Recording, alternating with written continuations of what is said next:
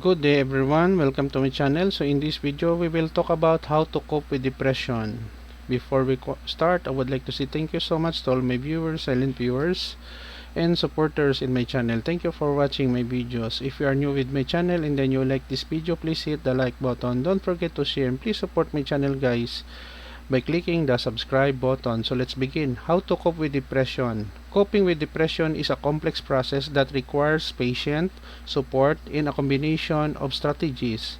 Here are some steps you can take to cope with depression. Number 1. Seek professional help. Consulting a mental health professional such as psychiatrist or psychologist is crucial for proper diagnosis and treatment planning. They can recommend therapy, medication, or a combination of both. Number 2, therapy. Cognitive behavioral therapy or CBT, dialectical behavior therapy or DBT, and other forms of talk therapy can help you identify and change negative thought patterns and develop coping skills. Number 3, medication. In some cases, medication prescribed by a psychiatrist can help alleviate the symptoms of depression. It's important to follow your doctor's recommendations and attend regular checkups. Number 4, create a support system. Reach out to friends, family, and trusted individuals who can provide emotional support. Sometimes just talking about your feelings can be very helpful. Number 5, engage in regular exercise. Physical activity releases endorphins, which are natural mood lifters. Regular exercise can contribute to improve mood and overall well-being. Number 6, maintain a healthy lifestyle.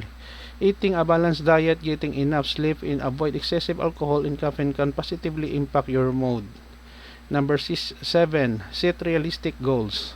Break tasks into smaller achievable steps to prevent feeling overwhelmed. Celebrate even small accomplishments. Number 8, practice self-care. Engage in activities you enjoy, whether it's reading, art, listening to music, or spending time in nature. These activities can help lift your mood. Number 9, practice mindfulness and meditation. Mindfulness techniques can help you stay present and reduce rumination on negative thoughts. Meditation can promote relaxation and mental clarity. Number 10, limit negative self-talk.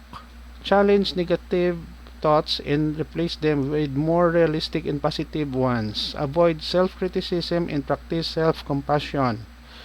Number 11, avoid isolation. Although depression might make you want to withdraw, try to stay connected with others and engage in social activities, even it's in small doses. Number 12, create a routine. Establishing a daily routine can provide structure and a sense of purpose, which can be particularly helpful when dealing with depression.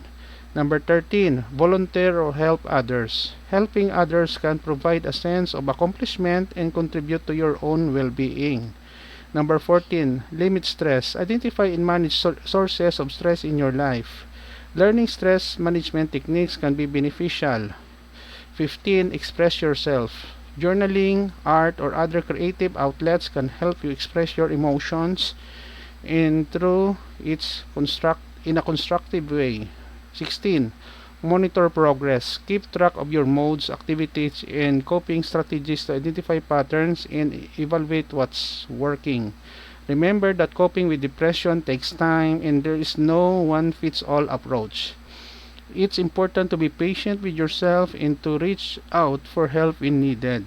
If you or someone you know is struggling with depression, don't hesitate to seek professional assistance. Okay guys, so this is the end of my report on how to cope with depression. I hope that you have learned something new in this video. Don't forget to like, share, and please support my channel guys if you're new by clicking the subscribe button. See you in the next video tutorial guys. This is your friend Jake saying bye bye for now.